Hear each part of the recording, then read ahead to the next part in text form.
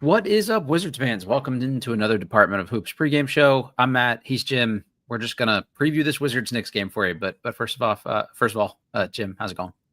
Good. How are you? I'm good, man. I'm excited for a little Wizards basketball. I'm glad it's a 7:30 start. Long day here, so just nice to have a little extra time to get home and get settled before this one kicks off. So should be good. For sure. All right, everybody. You know the drill here. We're brought to you by Stateside Vodka and their Surfside hard iced teas, hard lemonades, hard everything you can think of. All of them are delicious. And BetOnline, it's the world's most trusted betting platform and your number one source for online betting. From the earliest odds to live in-game betting, BetOnline provides you with all the action and ability to watch right from your phone, mobile device, whatever you want to use. With the largest selection of odds on everything from football, NBA, college basketball, NHL, UFC, MMA, blah, blah, blah, all of everything you want to bet on ever, you can do that. Head to BetOnline today and get in the action with America's most trusted site for online wagering. BetOnline, where the game starts. All right, so the Wizards are 2-10. The Knicks are 6-6. The Knicks are just better than the Wizards at this point. I guess, Jim, just first off, do you see any world where they're competitive tonight? I mean, you never know with shooting variance in the NBA. Like if the Knicks just have a really rough night from three and we jack them up and make a lot of them, like it's always possible. Mm-hmm. But especially with Bilal out now, I don't see how we guard them. I think we're the 30th ranked defense in the league in terms Mm-hmm. of defensive rating. And now our best guys out. Yeah. Exactly. Like Yep. it just makes it even tougher, especially the way they play. Like Victor killed us as a pick and pop five, and Mm-hmm. Cat is like maybe even a better shooter than than Victor Yep. as a stretch five. And so yeah, I really don't know how we're gonna guard them effectively. So I had the very same thought, so I'm glad you said it. And that's sort of the first part we should probably get out of the way here. Koulibaly is out with, quote, a post-traumatic head injury. So that's hopefully nothing too crazy. He was listed as questionable right up until about an hour ago. So I can't be too bad if they were considering maybe getting him in here. That's probably just an abundance of caution. Sadiq Bey is still out, and Tristan Vukcevic is listed as out with injury, illness, left knee contusion. So I think they're going to slowly bring him back in and just kind of list an injury for the time being here anyway. On the Knicks side, Precious Achiuwa is out with a left hamstring. Boo Buie is on assignment with the Westchester Knicks, as is Kevin McCullough. Deuce McBride is out with a left knee injury. It just has inflammation, so nothing too crazy there. And Mitchell Robinson is still out recovering from surgery. So they're out, a couple of guys here, which I don't know, maybe gives the Wizards a little chance. Precious doesn't play like a ton. Deuce McBride's pretty important for them, and they've been doing just fine without Mitchell Robinson. So it's not crazy. The Wizards are clearly the worst off team here from the injury perspective. Like you said, Koulibaly's their best defender, might be their probably third best offensive player, I think, at least in terms of consistency and being reasonably efficient. So this is going to be a tough one, I think, for the Wizards. You mentioned the defense is bad, even with him, their best defender, but he's also a good offensive player on a team that doesn't have a ton of them. And the Wizards are bad offensively right now. They're shooting 44% from the field and 32% from three, or 32.7% from three, which puts them just basically near the bottom of the league at both. So your defense just got worse and your offense just got worse. And that is a very bad combo. yeah, I mentioned the defensive rating being 30th in the league, which would be last. I think the offensive rating is 29th. Yeah, So 28th or 29th. Yeah, we're it might pretty bad. actually be 29th now after the other one. So, Yeah, we're pretty bad on both ends. yeah. So All right. Well, this is an opportunity for them to surprise us, right? Like that's always the positive here, is that when you're at the bottom, nowhere to go but up. We're being glass half full. yes. Let's go with that. The Wizards losing streak now 8 games in a row after just another subpar loss to the Pistons. Seem to always lose by about 20. At least they're consistent in that, so I'll give them credit for that. And Kyle Kuzma looked better. He's starting to look maybe round into form here a little bit. I think that's their best bet tonight, is that like he and Jordan Poole go on a heater. That's basically what it would take for them to have a chance, I think. Yeah, I liked the shift in Kuzma's approach last game, and I wonder if it was him just getting in better shape. He I did think look so. like he kind of came in out of shape, but only 2 3-point attempts last night for Mhm. Kuzma, which I just think he's better when he's getting downhill. And I know the assist numbers weren't there last night, but when he gets downhill, it allows him to get other guys involved because he can collapse the defense. And he's just not like a career super efficient shooter from three. I think Mhm. his career is like 33%. Yeah, he's And about so shooting average, which is a shame.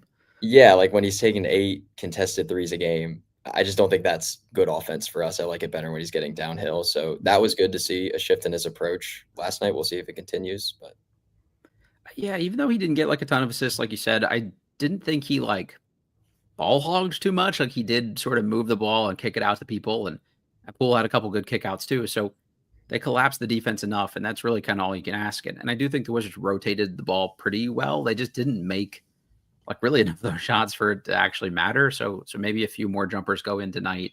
There were a couple kickouts. I think Kuzma had one really nice kick out to Sar, who just like clanked like a wide open three after he drew a couple defenders. So a few of those going in would make a big difference, I think, too. yeah, for sure. I think rebounding is going to be key Yeah. tonight.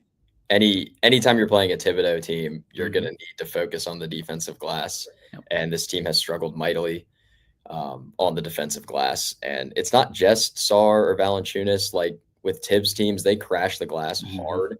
So the guards have to be involved. We got to get a body, especially on guys like Josh Hart crashing the glass. And I do think that opens up some opportunities for the Wizards. We are, I think, the second best team in terms of pace in the Mhm. league. And if they're going to send a bunch of dudes to the offensive glass, like go get out and run Yep. on the other end. So if they can secure rebounds and get out and run, there is a chance they could make this game somewhat competitive, but that's a lot to ask. So Yeah, I think that's the best way to do it. Like you said, the one thing I'd like to see more from Valanciunas is he has been good at getting defensive rebounds, but he kind of takes them and turns away from like the outlet and looks for a guard closer to him to hand it off to.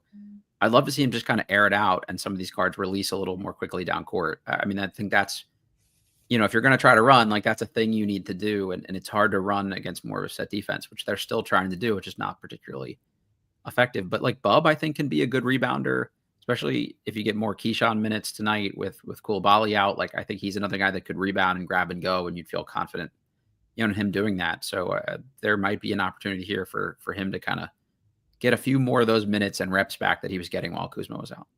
yeah, and I think with Bub, like when he can get the offensive rebound, then you don't need to look for an Yep, outlet for a guard, exactly. and so that just makes it even easier to push and transition. And I don't know exactly how I feel about how fast we're playing, Hmm. but if that's what they're going to do, then this is the type of team that you can take advantage of that against. So.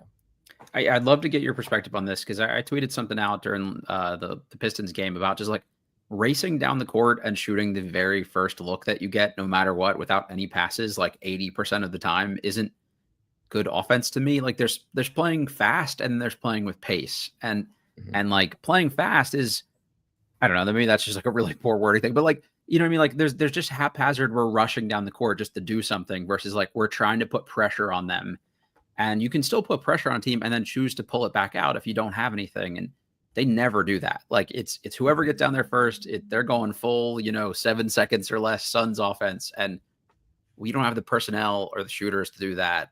And the sort of the guy with a court vision, like Poole's been a better point guard, I think than maybe I would have expected, but he's still not like the find guys, and he's not doing the John Wall, live dribble, cross court passes and things like that. So to me, it's all right. Like you don't have an advantage, pull it back out, make the defense work a little bit. We're bailing them out like way too often. Mhm. Yeah, and one thing I've really liked from Poole this year Mhm. is he has attacked defenses before they're set really Mhm. well.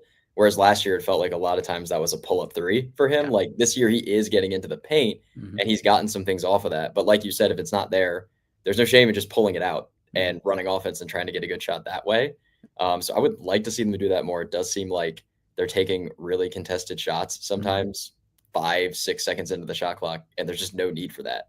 Like you have basically the whole shot clock to work some offense and get a better shot. And just from we talked about how this team is at the bottom of the league in terms of all the efficiency Mhm. stats. Like if you play with more pace, the teams that are just better, the margins are just going to get larger. So Exactly. these 20-point losses could be 12-point losses, 8-point losses if we just controlled the tempo and limited possessions a little bit more. So just from that standpoint, I think they could be more competitive if they just played with a little bit more control. Would also help them set their defense more. I thought their transition defense against Detroit It's was terrible. Yep. really bad. And Yep. part of that is you're run up and down the floor. Guys get tired, Yep. especially rookies who aren't used to the speed of the game yet. So Mhm. I would like to see them almost slow it down a little bit more. But Yep. that's clearly been an emphasis even going back to last year is these guys want to play fast. So, you know, That was the Wes Unseld Jr. approach, was actually to play slowly and set defenses, and no one in the organization seemed to be on board with that. And part of me thought at first, like, maybe you're just trying to play, like, have so many possessions you artificially inflate the statistics of some of the guys you want to trade. That would be one way to do it. Or you just want to get as many like reps for your young guys. I don't know, but like it's almost the exact opposite model. Like in college basketball, you look at somebody like Virginia, their whole thing was like, we're not going to get the talented guys or the athletes that Duke or Carolina get. So like, let's play super slow. And, like you said, if there are way less possessions, there's less opportunity for them to like exploit us and kind of kill us in transition. If, I guess maybe if you want to say like the Wizards have a lot of fresh young legs, so maybe we could run teams into the ground. That'd be one thing. But if you're doing it and it doesn't work, like at some point, maybe let's just try flip side of things. Like, but they also don't really have like any half court creators either. So I don't even really know what else you do instead. I just like to see them try something different at some point here. Yeah, that's like the best argument against playing a little slower, in my opinion, is just like we don't have the guys we can just give the ball to and against a set defense and just generate good shots consistently. Like we just don't have those guys. So I do understand like getting out and playing a little bit faster before the defense gets set, but it does kind of feel like we're just doing the same things over and over again in these recent games and nothing's working. Like, I thought of this before I knew Bilal was going to be out, but I would like to see them get a little bit more creative with a guy like Alex Sarr and where they put him on defense. Like put him on Josh Hart tonight and just let him roam I love that. and disrupt things in the paint. And, you can guard Cat and Brunson with, and I was going to say Bilal and Kuzma, but now I guess, Keyshawn George isn't even starting, which is something we can talk about. But you can guard those guys with two wings and then just switch that pick and roll, let Sarr kind of roam off in the paint.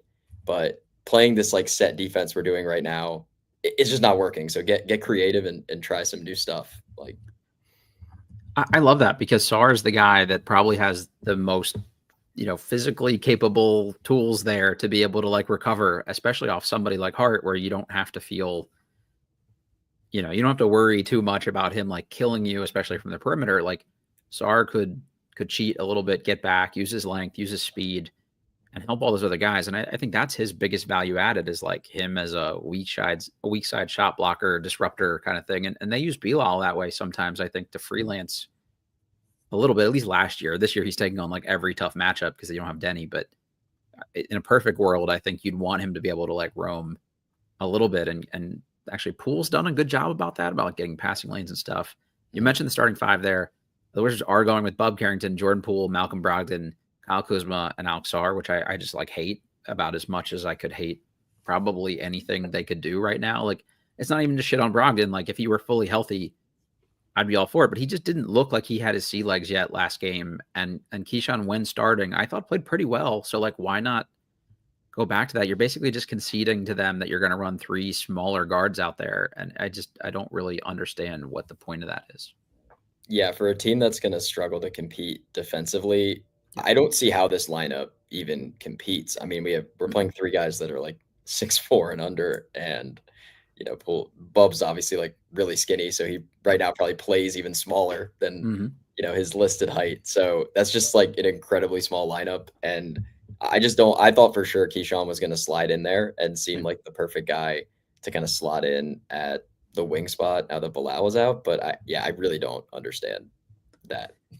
Jalen Brunson is the only guy on their team they have that's smaller than anyone on the Wizards. Like Brunson, Josh Hart, OG Anunoby, Mikal Bridges, and Karl-Anthony Towns is their starting five. Like they're just bigger and probably more athletic at almost every other position on the court now. Like, I mean, obviously like Sarr is more athletic than Towns, but Towns is also a lot more skilled. So you sort of totally negate that right off the bat. And then OG and Mikal are just so much more physical, and it's weird to me, completely weird. Yeah, it is. The only thing that I don't know may help us a little bit is they're not running a lot of offense through Mikal Bridges. Sure, that's so if you have a guy who's like smaller on him, does it even really matter that much? Because they're not even he's really not going to pick on you, right? Yeah, which is I just think is weird to trade that many first round picks for someone and then sit him in the corner. But that's how they're using him. So. Yeah, it's a great point, right? Like he actually showed some offensive chops in Brooklyn, and now they've kind of relegated them to this like corner 3-point shooter role, which hey, more power to you. Yeah. And then similarly with Hart, he's much better as sort of like a secondary playmaker off the bench, I think, with other guys. And the starting lineup thing is also just kind of wonky, but I don't know. We'll see. Maybe Brian Keefe knows something we don't know. So that'll be interesting to pay attention to. I'm just going to keep hammering this one, but every preview show or pregame show, the over-under for this game for point spread is, total points is 229.5. What would you go with for this one? Over. Yeah. This is the only one where I've like hesitated a little bit because like maybe Tibbs can junk this thing up just enough that like that's actually a good number. The last couple where they had like 220, it was like, what are you talking about? But 230 feels like it might be right around the right number for this particular game. I think I would take the over as well still, though. Yeah. Just might as well. If you're bottom in defense, just keep taking the over. Yeah. I don't know where their statistics line up as a team for the Knicks, but their defense has not been as good this year, losing Hartenstein and replacing him with Cat, who's not much of a rim protector. And then obviously we are out Bilal like we talked about. So yeah, to me that's an over, but we'll see. Yeah, let's just look at this real quick where they're actually falling defensively this season. I mean, their perimeter defenders are good. They might be their overall team defense may not be bad, but defensive rating 116, which is 21st in the league. So their offensive rating is third in the league at 120. So the net rating is still really good, eighth in the league. But you're right. Yeah, they've taken a step back on that net for sure. Interesting. All right. Anything you want to mention that we haven't hit on so far here? Yeah, I'll just highlight Bub a little bit. I think he'll have a bit of an opportunity here with Bilal out. He'll get some more ball handling reps, hopefully. But I'm just really encouraged by what I've seen just from his play on the court. And I was just looking at his numbers. And for a 19-year-old point guard, like he's shooting 50% on his 2-point shots, and almost all of them are jumpers. Like he doesn't really get to the rim at all. Yeah. About that a lot, but like to do that on basically all jumpers as a 19-year-old is wildly impressive. He's got a really good assist to turnover ratio right now too. So the efficiency overall is not bad. He's shooting decent from three. So, the assist to turnover ratio and efficiency are things that young guards like always struggle with. And he's doing a really good job for a 19-year-old. So yeah, I just think he's been really encouraging, and, hopefully he can just continue to get better. And I think he'll have some opportunities tonight with Bilal out. So as much as like they cheerlead these guys on the broadcast, which I get is kind of their thing, but like we haven't heard much Bub from them recently. I don't feel like, and to your point, like I think he's been like sneaky good, and it's just sort of gone under the radar. Like, so I'm glad you mentioned that, and that's all like really encouraging, positive stuff to hear. If you can do that at this age, sky's the limit, and I think he'll keep getting stronger and more explosive and get to the rim a little bit more, and then those numbers kind of like, it's a cyclical thing. Like they'll go up with that too. So, it's a great start.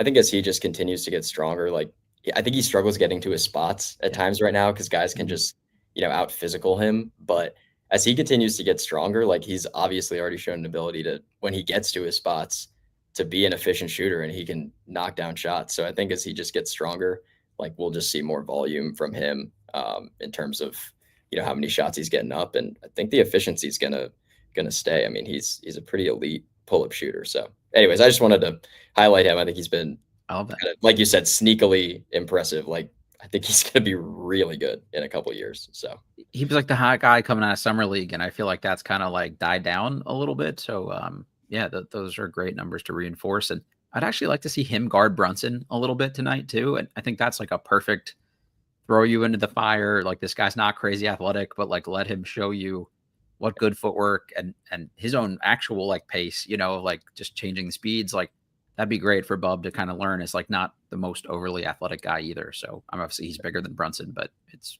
the kind of guy to emulate, I think. Yeah, Bub will love that. He's competitive. So he'll let them just go at each other. Yeah. Yeah, hiding him on Hart, I don't think does you like any favors, and letting Brogdon just get like cooked as he comes back from injury is kind of a rough move, I think, too. Yeah. All right. Yeah, I think that's a good matchup for everybody to watch there too. All right. Any other final notes? I think we're good. Yeah. Cool. All right. I love that. Guys, we'll see you all after the game. Appreciate it. hit the like button for us. That's always a good thing to do. We're brought to you by betonline.ag, and we'll see you guys post game.